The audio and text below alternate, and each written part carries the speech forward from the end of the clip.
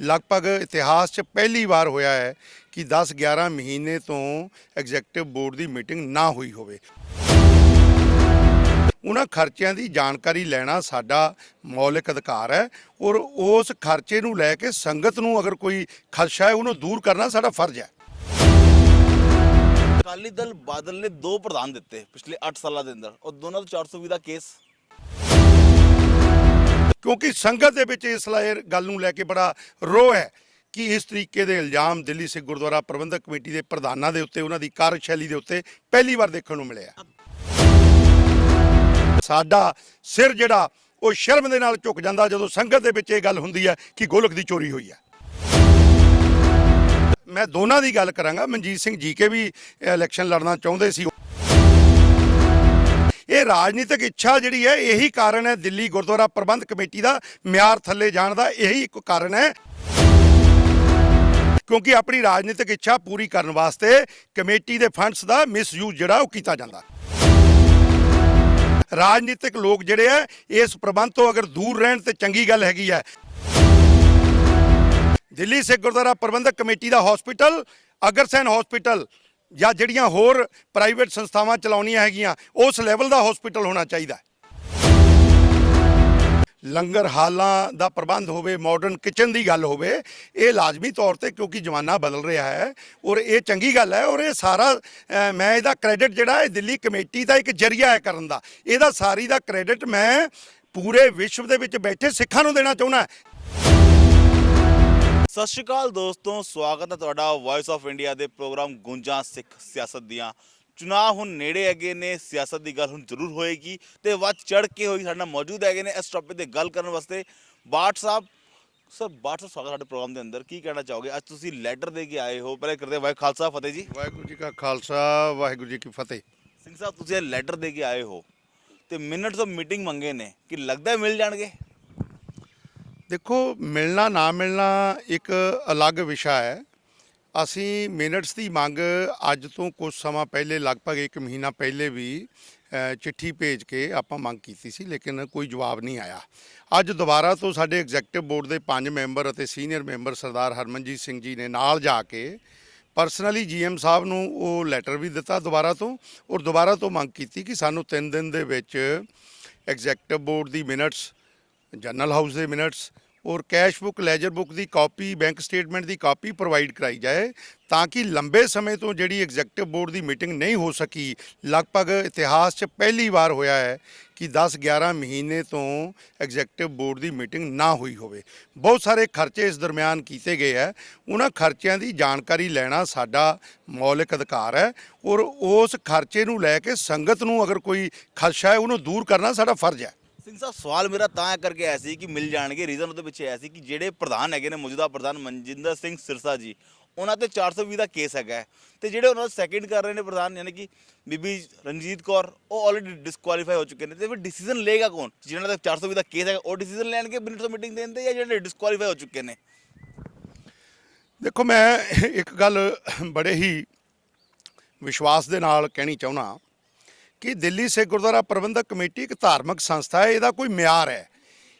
ਦਿੱਲੀ ਸਿੱਖ ਗੁਰਦੁਆਰਾ ਪ੍ਰਬੰਧਕ committee ਪੂਰੇ ਸੰਸਾਰ ਦੇ ਵਿੱਚ ਦੂਜੇ ਨੰਬਰ ਦੀ ਸਾਡੀ ਧਾਰਮਿਕ ਸੰਸਥਾ ਹੈ, ਕਿਉਂਕਿ ਪਹਿਲੇ ਨੰਬਰ ਤੇ ਸ਼੍ਰੋਮਣੀ ਗੁਰਦੁਆਰਾ ਪ੍ਰਬੰਧਕ ਕਮੇਟੀ ਆਉਂਦੀ ਹੈ ਔਰ ਇਹਦੇ ਜਿਹੜੇ ਵੀ ਅਹੁਦੇਦਾਰ ਹੋਣ ਉਹਨਾਂ ਦਾ ਇਹ ਫਰਜ਼ ਬਣਦਾ ਹੈ ਔਰ ਉਹਨਾਂ ਨੂੰ ਇਹ ਫਰਜ਼ ਨਿਭਾਉਣਾ ਚਾਹੀਦਾ ਕਿ ਜਿਸ ਤਰੀਕੇ ਦੀ ਕਰਪਸ਼ਨ ਪਿਛਲੇ ਸਮੇਂ ਦੇ ਵਿੱਚ ਦਿੱਲੀ ਸਿੱਖ ਗੁਰਦੁਆਰਾ ਪ੍ਰਬੰਧਕ ਕਮੇਟੀ ਦੇ ਪ੍ਰਧਾਨਾਂ ਦੇ ਉੱਤੇ ਜਾਂ ਉਹਨਾਂ ਦੇ ਸਾਥੀਆਂ ਦੇ ਉੱਤੇ ਦੇਖਣ ਨੂੰ ਮਿਲੀ ਹੈ, ਔਰ ਚਾਹੇ ਆਪਾਂ ਕਹਿ ਦਈਏ ਮਨਜੀਤ ਸਿੰਘ ਜੀਕੇ ਨੇ ਰਿਜ਼ਾਈਨ ਦਿੱਤਾ ਜਾਂ ਉਹਨਾਂ ਤੋਂ ਲਿੱਤਾ, ਇਸੇ ਲਈ ਤੇ ਚੱਲਦੇ ਹੋਏ ਮਨਜਿੰਦਰ ਸਿੰਘ ਸਿਰਸਾ ਜੀ ਨੂੰ ਵੀ ਆਪਣਾ ਫਰਜ਼ ਸਮਝਦੇ ਹੋਏ ਆਪਣੇ ਅਹੁਦੇ ਤੋਂ ਪਾਸੇ ਹੋ ਕੇ ਇਹ ਜੋ ਇਲਜ਼ਾਮ ਲੱਗੇ ਹੈ, ਚਾਹੇ ਉਹ ਜੀਕੇ ਸਾਹਿਬ ਤੇ ਲੱਗੇ ਹੋਣ, ਚਾਹੇ ਸਿਰਸਾ ਸਾਹਿਬ ਤੇ ਲੱਗੇ ਹੋਣ, ਇਹਦੀ ਨਿਸ਼ਪਕਸ਼ ਜਾਂਚ ਇੱਕ 4-5 memory committee, all party member committee ਬਣਾ ਕੇ ਸੰਗਤ ਦੇ ਸਾਹਮਣੇ ਦੁੱਧ ਦਾ ਦੁੱਧ, ਪਾਣੀ ਦਾ ਪਾਣੀ ਕਰਨਾ ਚਾਹੀਦਾ ਸੀ। ਕਿਉਂਕਿ ਸੰਗਤ ਦੇ ਵਿੱਚ ਇਸ ਗੱਲ ਨੂੰ ਲੈ ਕੇ ਬੜਾ ਰੋਹ ਹੈ ਕਿ ਇਸ ਤਰੀਕੇ ਦੇ ਇਲਜ਼ਾਮ ਦਿੱਲੀ ਸਿੱਖ ਗੁਰਦੁਆਰਾ ਪ੍ਰਬੰਧਕ ਕਮੇਟੀ ਦੇ ਪ੍ਰਧਾਨਾਂ ਦੇ ਉੱਤੇ, ਉਹਨਾਂ ਦੀ ਕਾਰਜਸ਼ੈਲੀ ਦੇ ਉੱਤੇ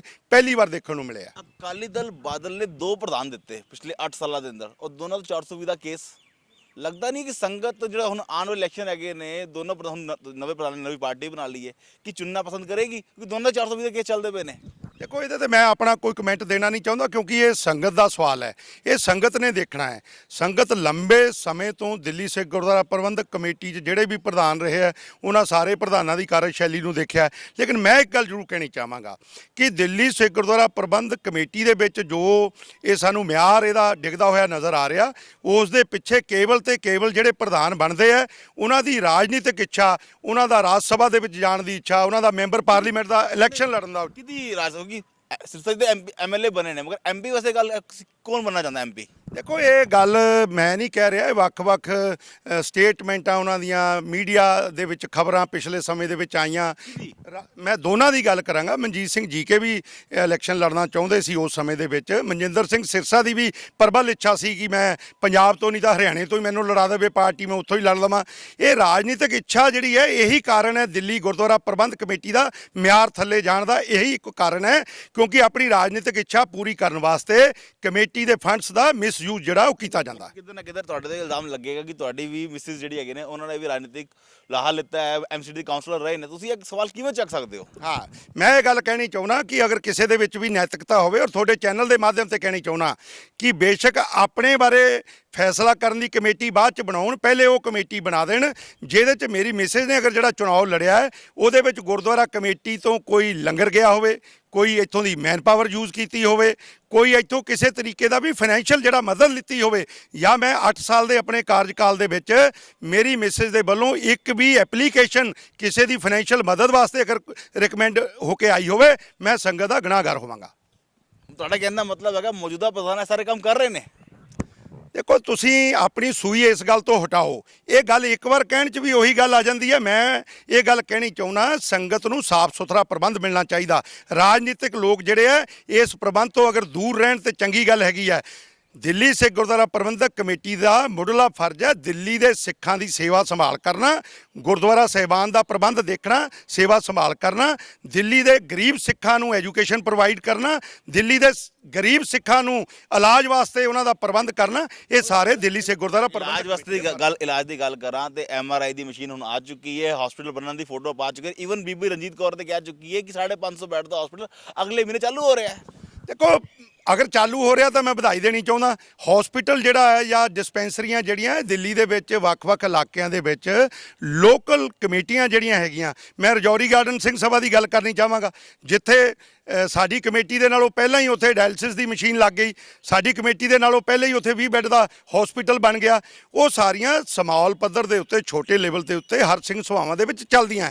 ਦਿੱਲੀ ਸਿੱਖ ਗੁਰਦੁਆਰਾ ਪ੍ਰਬੰਧਕ ਕਮੇਟੀ ਇੱਕ ਵੱਡਾ ਨਾਂ ਹੈ। ਦਿੱਲੀ ਸਿੱਖ ਗੁਰਦੁਆਰਾ ਪ੍ਰਬੰਧਕ ਕਮੇਟੀ ਦਾ ਹਸਪੀਟਲ, ਅਗਰਸੈਨ ਹਸਪੀਟਲ ਜਾਂ ਜਿਹੜੀਆਂ ਹੋਰ ਪ੍ਰਾਈਵੇਟ ਸੰਸਥਾਵਾਂ ਚਲਾਉਣੀਆਂ ਹੈਗੀਆਂ ਉਸ ਲੈਵਲ ਦਾ ਹਸਪੀਟਲ ਹੋਣਾ ਚਾਹੀਦਾ। ਮਗਰ ਸਵਾਲ ਹੈਗਾ ਕਿ ਇੱਕ ਸਵਾਲ ਤੁਹਾਡਾ ਹੁਣ ਨਵਾਂ ਕਰਨ ਜਾ ਰਹੇ ਹਾਂ ਕਿ ਜਿਹੜਾ ਹੁਣ ਲੰਗਰ ਹਾਲ ਬਣਾਇਆ ਹੈ ਬਿਲਕੁਲ 5 ਸਟਾਰ ਹੋਟਲ ਦੀ ਤਰ੍ਹਾਂ ਵਧੀਆ ਕੰਮ ਕੀਤਾ, ਐਸਾ ਸ਼ਲਾਘਾ ਕਰੋਗੇ ਨਾ? ਬਿਲਕੁਲ। ਦੇਖੋ ਗੱਲ ਇਹ ਹੈ, ਸਾਡੇ ਜਿਹੜੇ ਗੁਰਦੁਆਰਾ ਸਾਹਿਬਾਨ ਦੀ ਦਿੱਖ ਹੋਵੇ, ਲੰਗਰ ਹਾਲਾਂ ਦਾ ਪ੍ਰਬੰਧ ਹੋਵੇ, ਮਾਡਰਨ ਕਿਚਨ ਦੀ ਗੱਲ ਹੋਵੇ, ਇਹ ਲਾਜ਼ਮੀ ਤੌਰ ਤੇ ਕਿਉਂਕਿ ਜ਼ਮਾਨਾ ਬਦਲ ਰਿਹਾ ਹੈ ਔਰ ਇਹ ਚੰਗੀ ਗੱਲ ਹੈ। ਔਰ ਇਹ ਸਾਰਾ ਮੈਂ ਇਹਦਾ ਕ੍ਰੈਡਿਟ ਜਿਹੜਾ ਇਹ ਦਿੱਲੀ ਕਮੇਟੀ ਦਾ ਇੱਕ ਜਰੀਆ ਹੈ ਕਰਨ ਦਾ, ਇਹਦਾ ਸਾਰੀ ਦਾ ਕ੍ਰੈਡਿਟ ਮੈਂ ਪੂਰੇ ਵਿਸ਼ਵ ਦੇ ਵਿੱਚ ਬੈਠੇ ਸਿੱਖਾਂ ਨੂੰ ਦੇਣਾ ਚਾਹੁੰਦਾ ਜਿਨ੍ਹਾਂ ਨੇ ਉੱਥੋਂ ਮਦਦ ਕਰਕੇ ਕਮੇਟੀ ਨੂੰ ਇਸ ਕਾਬਲ ਬਣਾਇਆ ਤਾਂ ਕਿ ਆਪਾਂ ਉੱਥੇ ਮਾਡਰਨ ਕਿਚਨ ਬਣਾ ਸਕੀਏ ਜਾਂ ਆਪਾਂ ਚੰਗਾ ਇੱਕ 5 ਸਟਾਰ ਲੈਵਲ ਦਾ ਤੁਸੀਂ ਜਿਵੇਂ ਕਹਿ ਰਹੇ ਹੋ ਲੰਗਰ ਹਾਲ ਬਣ ਸਕੇ। ਇਹਦਾ ਸਾਰੇ ਦਾ ਕ੍ਰੈਡਿਟ ਸਿੱਖ ਸੰਗਤ ਨੂੰ ਹੈ। ਸਿੰਘ ਸਾਹਿਬ ਲਾਸਟ ਸਵਾਲ ਪੁੱਛ ਰਹੇ ਹਾਂ ਕਿ ਹੁਣ ਇਲੈਕਸ਼ਨ ਟਾਈਮ ਨਾਲ ਹੋਣਗੇ ਕਿ ਨਹੀਂ ਹੋਣਗੇ? ਦੇਖੋ ਇਲੈਕਸ਼ਨ ਟਾਈਮ ਤੇ ਹੋਣ ਇਹ ਚੰਗੀ ਗੱਲ ਹੈਗੀ ਆ, ਲੇਕਿਨ ਇਲੈਕਸ਼ਨਾਂ ਨੂੰ ਟਾਲਣ ਵਾਸਤੇ ਕੁਝ ਉਪਰਾਲੇ ਵੀ ਕੀਤੇ ਗਏ ਪਿਛਲੇ ਸਮੇਂ ਦੇ ਵਿੱਚ। ਉਪਰਾਲੇ ਕੀਤੇ ਗਏ, ਰੋਕਣ ਦੀ ਕੋਸ਼ਿਸ਼ ਕੀਤੀ ਗਈ ਹੈ।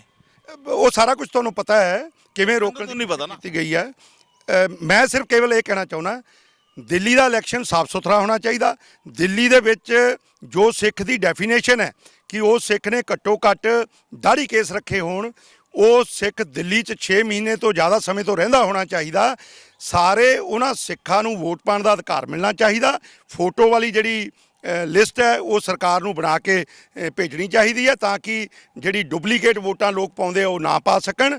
ਮੇਰਾ ਕੇਵਲ ਇੱਕੋ ਏਜੰਡਾ ਹੈ ਕਿ ਦਿੱਲੀ ਦੀ ਚੋਣ ਟਾਈਮ ਸਿਰ ਹੋਣੀ ਚਾਹੀਦੀ ਹੈ, ਸਾਫ਼ ਸੁਥਰੇ ਲੋਕਾਂ ਨੂੰ ਚੁਣਨਾ ਚਾਹੀਦਾ ਹੈ ਤਾਂ ਕਿ ਆਉਣ ਵਾਲੇ ਸਮੇਂ ਦੇ ਵਿੱਚ ਜਿਹੜੀਆਂ ਊਣਤਾਵਾਂ ਪਿੱਛੇ ਦੇਖਣ ਨੂੰ ਮਿਲੀਆਂ ਇਹ ਊਣਤਾਵਾਂ ਦੇਖਣ ਨੂੰ ਨਾ ਮਿਲਣ, ਕਿਉਂਕਿ ਸਾਡਾ ਸਿਰ ਜਿਹੜਾ ਉਹ ਸ਼ਰਮ ਦੇ ਨਾਲ ਝੁਕ ਜਾਂਦਾ ਜਦੋਂ ਸੰਗਤ ਦੇ ਵਿੱਚ ਇਹ ਗੱਲ ਹੁੰਦੀ ਹੈ ਕਿ ਗੋਲਕ ਦੀ ਚੋਰੀ ਹੋਈ ਹੈ। ਖਬਰ ਹੈਗੀ ਹੈ ਤੁਸੀਂ ਰਿਜ਼ਾਈਨ ਦੇ ਚੁੱਕੇ ਹੋ ਸਿੰਘ ਸਾਹਿਬ ਜੀ। ਰਿਜ਼ਾਈਨ ਦੇ ਚੁੱਕੇ ਹੋ ਤੇ ਫਿਰ ਪ੍ਰਧਾਨ ਕੌਣ? ਦੇਖੋ ਪ੍ਰਧਾਨ ਤਾਂ ਜਿਹੜੇ ਹੈਗੇ ਉਹ ਹੈਗੇ ਆ। 420 ਦਾ ਕੇਸ ਚੱਲ ਰਿਹਾ ਨਾ। ਦੇਖੋ ਮੈਂ ਇਹ ਜ਼ਰੂਰ ਕਹਿਣਾ ਚਾਹਾਂਗਾ, ਮੈਂ ਅੱਜ ਤੋਂ ਲਗਭਗ 2-2.5 ਮਹੀਨੇ ਪਹਿਲੇ, ਮੈਨੂੰ ਡੇਟ ਯਾਦ ਨਹੀਂ ਹੈ, ਮੈਂ ਮੀਤ ਪ੍ਰਧਾਨ ਦੇ ਅਹੁਦੇ ਤੋਂ ਰਿਜ਼ਾਈਨ ਕੀਤਾ।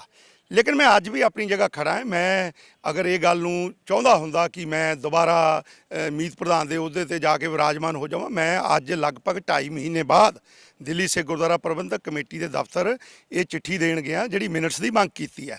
ਲੇਕਿਨ ਮੈਂ ਇੱਕ ਗੱਲ ਜ਼ਰੂਰ ਕਹਿਣੀ ਚਾਹਾਂਗਾ, ਮੈਂ ਅੱਜ ਵੀ ਸਟੈਂਡ ਕਰਦਾ ਕਿ ਮੈਂ ਰਿਜ਼ਾਈਨ ਦਿੱਤਾ। ਇਹ ਤਾਂ ਮਨਜਿੰਦਰ ਸਿੰਘ ਸਿਰਸਾ ਜੀ ਨੂੰ ਚਾਹੀਦਾ ਸੀਗਾ, ਜਨਰਲ ਸਕੱਤਰ ਹਰਮੀਤ ਸਿੰਘ ਕਾਲਕਾ ਜੀ ਨੂੰ ਚਾਹੀਦਾ ਸੀਗਾ ਕਿ ਮੇਰੇ ਰਿਜ਼ਾਈਨ ਨੂੰ ਜੋ ਪ੍ਰੋਪਰ ਤਰੀਕਾ ਹੈ ਜਨਰਲ ਹਾਊਸ ਦੀ ਮੀਟਿੰਗ ਬੁਲਾਉਂਦੇ। ਮੀਟਿੰਗ ਦੇ ਵਿੱਚ ਮੇਰੇ ਰਿਜ਼ਾਈਨ ਕਰਨ ਦੀ ਜਿਹੜੀ ਪਾਵਰ ਹੈ ਉਹ ਜਨਰਲ ਹਾਊਸ ਦੇ ਕੋਲ ਹੈ। ਔਰ ਉਹਨਾਂ ਨੇ ਉਹ ਜਿਵੇਂ ਕਹਿੰਦੇ ਹੁੰਦੇ ਆ ਕਿ ਆਪ ਹੀ ਉਹ ਡਿਸੀਜਨ ਮੇਕਰ ਹੈ, ਆਪ ਹੀ ਉਹ ਸ਼ਿਕਾਇਤ ਕਰਤਾ ਹੈ, ਆਪ ਹੀ ਉਹ ਸਭ ਕੁਝ ਹੈਗੇ ਆ।